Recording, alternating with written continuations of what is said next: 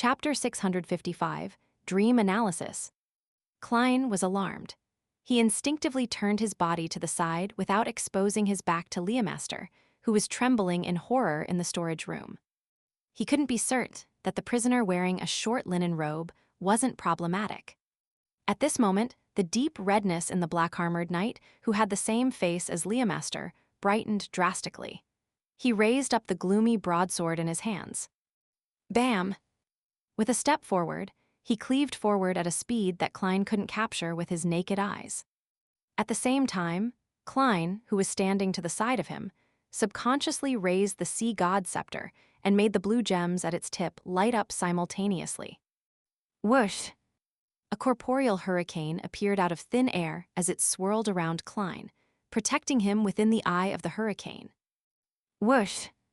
The black streams of light carved its way over as layer after layer of the strong winds dissipated, scattering in every direction, causing the entire hall to tremble. Boom! Under the black broadsword, the hurricane produced an explosive boom and was reduced to a surging wave that flooded the entire region. It lifted up all the junk into the air. The intense collision clearly shook the dream as Klein felt his mind go adrift. He couldn't help but roll twice. Plop! He fell from his bed to the floor, the fall causing him to open his eyes. That Saint of Darkness is really powerful. Or should I say that I've never used the sea god scepter in the real world, so I'm unable to replicate its full might in the dream? Wait, it's still night. Klein suddenly noticed a problem. At that moment, the midday sunlight wasn't beaming in from the windows. His awakening was due to the intense struggle in the dream, not due to a natural occurrence. That also meant that he needed to sleep immediately. Otherwise, he might very well disappear in the dark night, never to be found again. With that thought flashing in his mind, Klein pushed his right hand to the ground, flipping his body up as he flew towards his bed and laid himself down. Then he imagined the stacked spherical lights and quickly entered his dream. During this process, Klein swept his gaze to the window and vaguely saw the dark night outside. It was quiet and serene without any sense of sinisterness. Meanwhile, he vaguely felt that there was a fog encompassing the surface of the sea relatively far away. Amidst the fog, there was a cathedral composed of rather ancient architecture. It was completely black in color. There wasn't a bell tower, and at the top of it were pitch-black ravens spiraling around it as though they were consecrating or lamenting over something. This cathedral has many buildings around it. There are ordinary two-story residences and simple wooden huts. There are bread shops with hanging signboards and grayish-white mills using water wheels for power. Pedestrians pass through the main streets and alleys with their figures flitting about, impossible to know of their actual situations. A mirage, the source of the danger at night. All the people who disappeared had lost their minds and went somewhere. Klein woke up from his dreams because he subconsciously considered the questions that he had accumulated. Following that, he forcefully made himself concentrate. He retrieved the sea god scepter from the spirit world's unique zone. He remembered that he was in an intense battle with the Saint of Darkness just before he left the dream. The slightly dim golden light shone into Klein's eyes as everything immediately turned bright. What he could see was no longer the tall knight dressed in black full-bodied armor, nor was it Leomaster, who was dressed in a short linen robe. Instead, he was facing a floor-to-ceiling window that faced the setting sun. The window was very clean and revealed an indescribable sense of purity under the sun's illumination. By the side of the window were tables with their original wooden colors and black high-back chairs. Further away were rows of bookshelves with all kinds of books placed on them. A library, a book repository. Every time I enter this dream world, I'll be placed randomly in a certain area. Klein carefully observed his surroundings and confirmed that it was temporarily safe without the so-called Saint of Darkness or strange evil creatures. He held the sea god scepter and first came to the floor-to-ceiling window and looked at the environment outside. The first thing that he saw was the opulent buildings that covered the opposite mountain peak. The huge palaces, magnificent steeples, and the towering city walls that all appeared frozen in the sunset. It was a visual spectacle. Even though it wasn't his first time seeing it, Klein still held his breath. quietly admiring this miraculous scenery for a few seconds. He then moved his gaze away towards the cliff. He saw the high walls of the Black Cloister and the withered trees beside the boulders. But as they were blocked, it was impossible to confirm whether Katlia remained in her original spot. Indeed, within a certain radius, it's not possible to leave this region. I'm deep inside the Black Cloister. Klein retracted his gaze in thought as he walked to the bookshelves. He temporarily didn't have the time to consider what happened between the Saint of Darkness and Leomaster in his previous dream. This was because he needed to determine his current situation. When he arrived by the bookshelves, Klein discovered that the books placed on them had their own names. They weren't blurry and indistinct like ordinary dreams. The Spirituality of Life, Book of Charms, The Flower Within the Heart, The True Cosmos and Inner Universe. These are all books on mysticism. Klein carefully reached out and took out the Book of Charms. He quickly flipped through it and realized that he knew most of the content, but there was a small portion which he had never come into contact with. It can be confirmed that this isn't from my dream.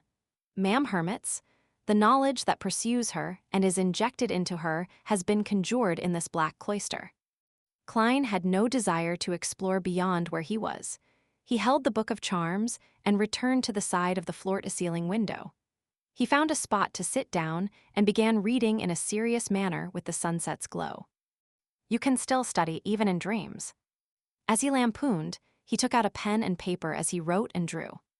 While he was engrossed in this, the light suddenly bloomed as blinding whiteness blanketed his vision. Klein naturally opened his eyes and felt warmth from the sunlight that shone inwards. I just read a few pages and planned to speed read it before using dream divination to recall them. Klein sat up, frustrated. He felt like he had lost a good opportunity to study. This was because he couldn't determine if he would be randomly placed in the Black Cloister's library again. He straightened his hair, wore his cap, and went to the deck. As he observed his surroundings, he recalled the dream. That prison is likely inside the Black Cloister as well. Yes, it might be underground. In other words, the Saint of Darkness and Leomaster are in a ruin nearby. It's no wonder that, Will Ossipton told me not to attempt exploring the dream. These places are really filled with danger. Why would the Saint of Darkness and Leomaster look identical? That dream was a little strange. Also, that full-body mirror was very magical and sinister. It actually managed to clone a Jayaman sparrow. Upon recalling this, Klein began to find examples from his past experiences to confirm his through processes by comparison. This was called relying on experience. Soon, he thought of something. He had once borrowed the mental terror candle in Backland and helped Father Atravsky eliminate the past him, a character that was dissociated from his original self. Could it be that Leomaster is the Saint of Darkness from the Aurora Order? Due to certain reasons, he had split his personality, separating his good and evil sides. That sealed and dark prison is the reflection of his inner dream. Yes, that full-bodied mirror. Leomaster had said that if it were destroyed, he would vanish as well. When I looked into the mirror, the Jayaman sparrow inside it did form a corporeal body. It was evil. It's no wonder I felt like a sage after I eliminated the Jayaman sparrow in the mirror. It's because I got rid of my evil and sinister thoughts in my mind. Yes, that full-body mirror must be in the form of a mirror in the real world. These waters clearly have the beyonder remains of a visionary. It conjures many unreal and real monsters that can kill. And this belongs to the spectator pathway. Therefore, being able to split good from evil and causing dissociated personalities does make logical sense. Saint of Darkness Leomaster is a high-ranking member of the Aurora Order. He must originally be very evil, but that ruin or item stirred up his inverse side, which is the good hidden deep in his heart. It caused a split personality, hence, he is trapped somewhere nearby. Klein felt that he had roughly understood the truth to the matter, and felt a little regret. Unfortunately, I'm unable to enter the same spot a second time. Otherwise, with the Sea God Scepter and Leomaster's good side, there's a high chance of defeating his evil side, the Saint of Darkness. And the damage dealt in the dream world would continue on in the real world. In that case, a good saint who understands the Aurora Order would be born. It will make it easier to strike down on this cultist organization. Klein silently sighed and turned halfway around and watched Anderson Hood walk out of the cabin. Where did you go in the dream? I didn't actually find you, the strongest hunter asked as though they were best buds. Klein secretly frowned as he asked, Why should I be seen by you? Anderson was taken aback. Shouldn't you return to the spot where you left the dream upon returning there again? There are other elements involved in my random appearance in other spots within a particular radius, something to do with my uniqueness. Klein realized that the problem was more complex than he had imagined. He said with some deliberation, I went elsewhere after entering the dream. Strange, Anderson frowned as though he was very puzzled. Without waiting for Klein to speak, he thought before speaking again, there's another strange incident. What? Klein asked cooperatively. Anderson surveyed his surroundings. Back when I was pretending to make a canoe in the hall last time, I heard the sounds of a door opening and of footsteps that came out from deep inside. But when I looked up, I found nothing. I originally thought that it was someone from the ship, but later it didn't seem like the case.